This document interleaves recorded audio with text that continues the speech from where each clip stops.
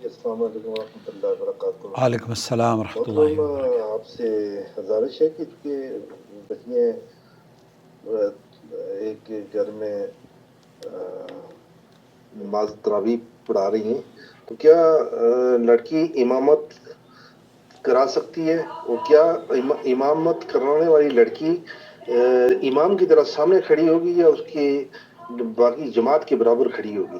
اس کے بارے میں انفارم کریں، بہت مہربانی، شکریہ۔ بہت شکریہ۔ یہ بہت بڑی غلط فہمی ہمارے ہاں ہمارے سماج میں اصل میں پائی جاتی ہے۔ ایک تو یہ کہ عورتوں کو نماز باجماعت ادا کرنے کا کنسپٹ ہی نہیں سمجھایا جاتا۔ دوسرے یہ کہ جب انہیں کنسپٹ ہی نہیں سمجھایا جائے گا تو انہیں پتہ ہی نہیں چلے گا کہ نماز باجماعت کیسے ادا ہوتی ہے اور انہیں کہاں کھڑا ہونا چاہیے۔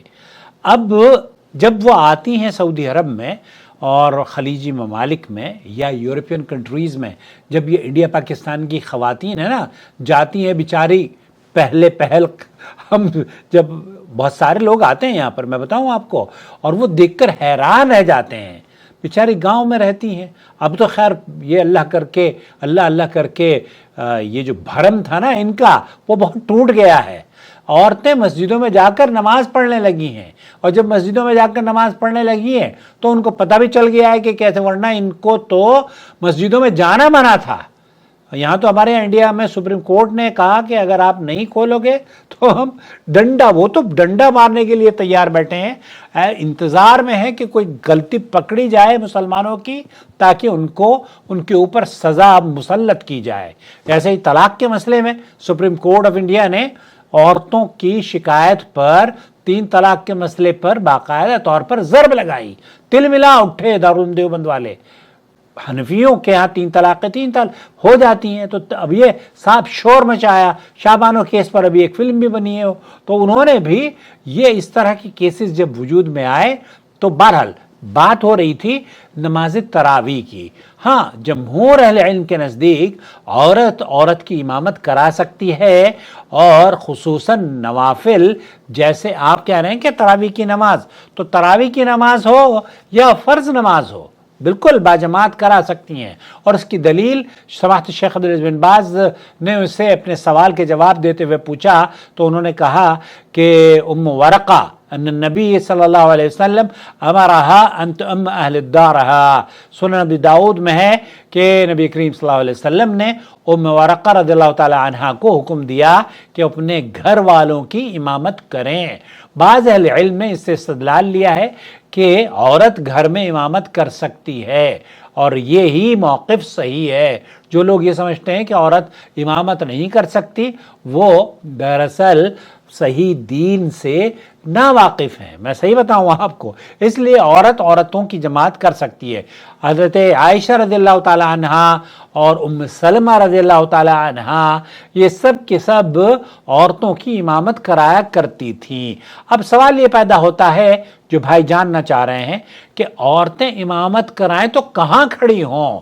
تو اللہ کے رسول صلی اللہ علیہ وسلم کی زوجہ محترمہ ام المومنین حضرت عائشہ رضی اللہ تعالی عنہ کانت تؤم النساء وتقف وسطہن، مصنف ابن ابی شیبہ میں یہ حدیث موجود ہے کہ وہ عورتوں کی امامت کرایا کرتی تھیں اور ان کے درمیان کھڑی ہوتی تھیں، یعنی کہ بیچ میں کھڑی ہوگی عورت آگے نہیں کھڑی ہوگی، بیچ میں کھڑی ہوگی۔ تو عورت کی اور مردوں کی نماز میں کوئی کیفیت کا فرق نہیں ہے۔ یہ میں بتاؤں آپ کو، جیسے ہوتا ہے نا کہ لوگ عورتوں کو کہتے ہیں کتے کی طرح سے سجدے میں ایسے چپک کر بیٹھو، اللہ کے رسول نے منع فرمایا ہے۔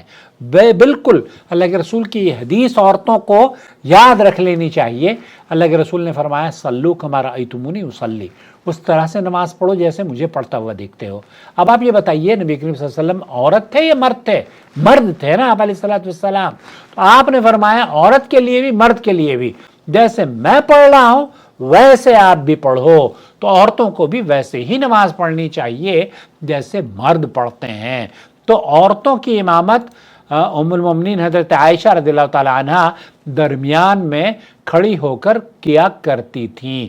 اس سے یہ معلوم ہوتا ہے کہ عورت جب عورتوں کی امامت کرائے تو اس حدیث میں یہ ہے جیسے کہ عائشہ کراتی تھیں تو وہ صف کے آگے نہ کھڑی ہوں بلکہ عورتوں کے درمیان یا عورتوں کے برابر میں ہی امام کو کھڑا ہونا چاہیے۔ تو خلاصہ کلام یہ ہوا کہ عورتوں کی امامت کرا سکتی ہے، وہ بیچ میں کھڑی ہوگی، اور بیچ میں کھڑی ہونے کے لیے اسے یہ ایسا نہیں ہے کہ وہ امامت نہیں کرائے، بلکہ یہ اس کا صحیح طریقہ ہے۔ وہ آگے بڑھ کر امامت نہیں کرائے گی جیسے کہ مرد حضرات کراتے ہیں، وہ صف کے درمیان میں یا برابر میں کھڑی ہوگی، مردوں کی طرح آگے نہیں۔ اس لیے یہی موقف سماحت شیخ عبدالعزیز بن باز وغیرہ نے بیان کیا ہے کہ یہی زیادہ صحیح ہے کہ عورتیں جب نماز پڑھائیں عورتوں کو، عورت جب نماز پڑھائے عورتوں کو، تو پھر وہ بیچ میں کھڑے ہوں، بیچ میں کھڑی ہوں، اور اگر ایک ہے تو ایک برابر میں کھڑی ہو جائے گی۔ کیا خیال ہے آپ کا؟ مجھے امید اس طرح وضاحت ہو گئی ہوگی۔ اور اللہ کے رسول کی حدیث ہے صلاۃ اللیل مثنا مثنا، رات کی نماز دو دو کر کے ہے۔ تو جس طریقے سے 2 رکعت نفل نماز آپ پڑھتی ہیں، یہی 2 کر کے آپ تہجد یا تراویح کی نماز آپ جتنی چاہے پڑھ سکتی ہیں۔ مجھے امید ہے کہ اس چینل سے آپ علم حاصل کر رہی ہوں گی یا علم حاصل کر رہے ہوں گے، اور اگر ابھی تک آپ نے ہمارے چینل کو نہیں سبسکرائب کیا ہے تو کر لیجئے، جڑ جائیے۔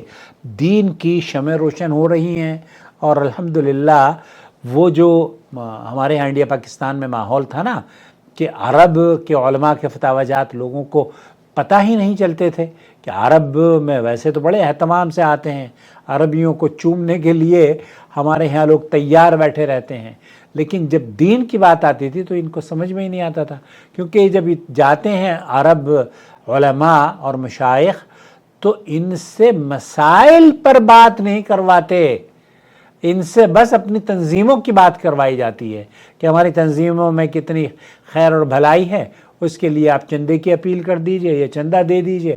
حالانکہ سعودی عرب کے علماء اور مشائخ کے جو فتاوی ہیں، جو مسائل ہیں، اگر آپ حاصل کرنا چاہتے ہیں تو ہمارے چینل سے جڑ جائیے، اور ہم سے آپ وائس میسیج کر دیں، ہم آپ کے سوالوں کے جوابات لے کر اپنے چینل پر حاضر بھی ہوتے رہیں گے، اور آپ کی علمی پیاس بجھانے کا شرف بھی حاصل کرتے رہیں گے۔ مجھے امید ہے کہ یہ کام ہمارے لیے ذخیرہ آخرت بنے گا، اور ہم سب کے لیے اللہ کی رضا کے حصول کا سبب بنے گا۔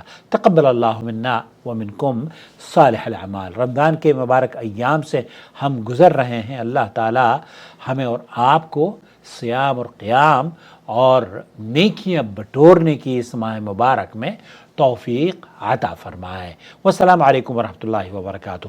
آپ کا بھائی محمد عاقل، جدہ سے، مملکت سعودی عرب۔